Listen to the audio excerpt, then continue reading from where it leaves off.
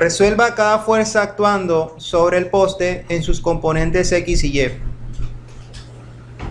El ejercicio se va a resolver teniendo en cuenta los conceptos de suma de vectores coplanares.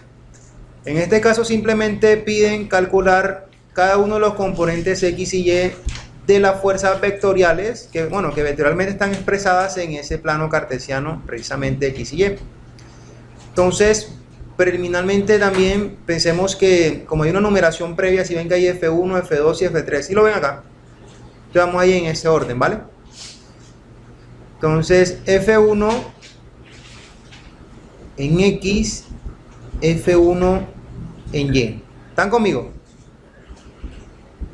F1 en X sería igual a la magnitud de F1 multiplicado por el coseno, por en general el X estaría aquí adyacente, ¿no?, a este ángulo que describe ahí. Pero fíjense que con respecto, si este es 0 y se va midiendo el ángulo para allá, ¿qué ángulo tendría con respecto a esta línea? 90 grados, ¿sí lo ven?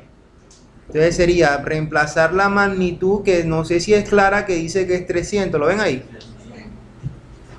Entonces 300 newton multiplicado por el coseno de 90 grados. Perdón, aquí me equivoqué, aquí es X. Listo. Ahora, 300 newton multiplicado por el coseno de 90. Pero ¿cuánto es el valor del coseno de 90? 1, ¿seguro? ¿Sí saben todos que es 0? ¿Lo quieren intentar en sus calculadoras? A ver si es verdad.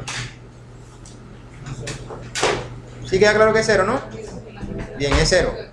¿Un número multiplicado por 0 qué da? Muy bien, entonces por tanto aquí sería su componente en 0. F1 en Y, ahora sí. En el caso de F1 en Y, observen que estaríamos hablando del mismo producto de la magnitud, pero por su cateto adyacente expresado precisamente por la función trigonométrica seno. Aquí tendríamos a 90 grados. Bueno, aquí cabría aclarar que es teta. Entonces, F1Y, ¿cuánto es la magnitud de F1? Nuevamente, 300. ¿Cuánto es el seno de 90? 1. ¿Cuánto es 300 por 1? 300 newton. Entonces, analíticamente nos da a entender, imagínense que no tuviésemos esto, pero nos da a entender de que precisamente todo el vector está orientado en el eje de las Y. ¿Está claro ahí? Listo. Entonces vamos para el segundo. Este sería el primero. ¿Dónde está el segundo? Acá o acá. ¿Que dice cuánto? 450, ¿no? Entonces vamos a concentrarnos en él. Tendría entonces una componente en X y una componente en Y. La componente en X está, precisamente si lo descomponemos rectangularmente, sería algo así. Es como que la forma de ir desde este punto hasta esta otra diagonal por dos caminos, uno largo y uno que es más corto. ¿Están conmigo ahí? Entonces, este F2X es el que estaría orientado en el eje de las X.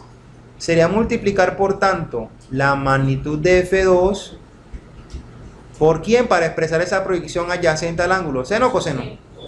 Coseno. ¿Y ese ángulo cuánto vale? 45. ¿Sí lo ven ahí? ¿Cuánto es la magnitud de F2?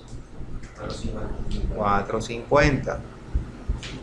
Multiplicado por el coseno de 45. ¿Ese número cuánto da? .77, ¿no? Bien, ¿y ahora sí da cuánto? ¿300 qué? ¿Punto qué? ¿Lo escribí bien? Muy bien.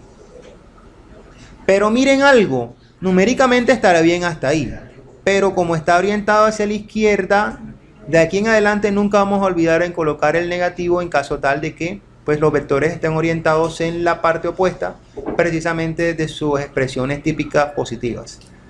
¿Ok? ¿Está claro ahí? Entonces, por eso es que lo dejo para último, como para que lo comprendan bien.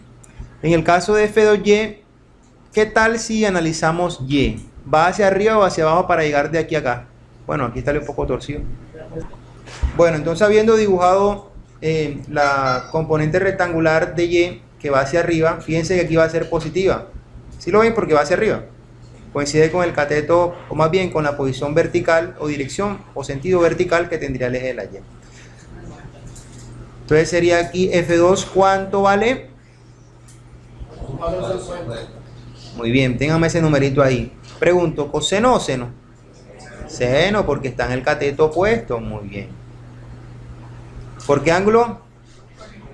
45, excelente. Entonces sería 450, aquí sí lo dejo como tal, por el seno de 45. ¿Cuánto es el seno de 45? Muy bien, aquí llegamos a una importante conclusión. Estos dos son iguales, siempre y cuando estén en grados sexagesimales los resultados. Sería 318.19. Para ver si me entiende. ¿Es positivo o negativo? ¿El Y? Positivo, muy bien. Listo, entonces ahora sí voy a bajar por acá y vamos a hacer el de F3. F3X y F3. Bien, muy bien. Pregunto, ¿en qué cuadrante está F3? En el primero. ¿Quiere decir que aquí y Y son positivos o negativos? Ambos, ¿no? Entonces ya no nos vamos a preocupar en este caso por los signos.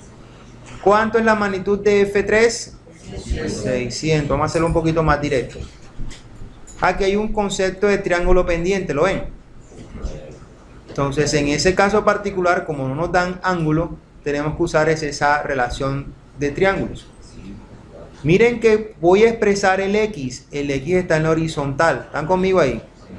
Entonces hay que buscar que esté horizontal en esta área. ¿Cuál está horizontal? ¿3, 4, 5? Entonces es el que voy a poner aquí arriba. Y lo voy a dividir siempre sobre su hipotenusa. ¿Está claro eso?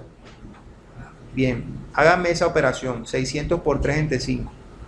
360, en este caso Newton. Son positivos porque está en el primer cuadrante todo el vector. Y F3Y sería como 600 Newton como magnitud, pero esta vez ¿a quién voy a relacionar? 4 porque es el vertical, ¿no? Que tengo que llegar acá. 4 sobre 5. ¿Aquí cuánto me daría? 480. 480. En ese caso particular, vean ustedes que ya tendría entonces toda la descomposición vectorial en X y Y de todas las fuerzas que están siendo analizadas y que están actuando sobre este punto.